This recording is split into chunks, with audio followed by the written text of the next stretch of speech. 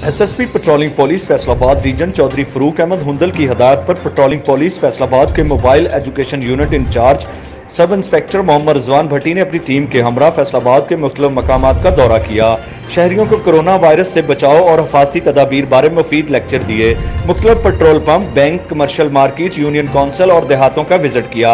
इस मौका पर शहरियों से घरों से बाहर ना निकलने की तलकीन भी की गई ताकि इस खतरनाक वायरस को मजीद फैलने से रोका जा सके। शहरियों को हिफाजती तदाबीर बताते हुए कहा गया कि वो बार बार अपने हाथ साबुन से 20 सेकंड के लिए धोएं, चेहरे पर मास्क का इस्तेमाल करें, अपने चेहरे को हाथ ना लगाएं, किसी से हाथ ना मिलाएं, समाजी मेल जोल में एहतियात करें। कारोबारी हजरात हुकूमती इकदामात पर अमल करें ताकि इस जानलेवा वायरस से जान छुड़ाई जा सके।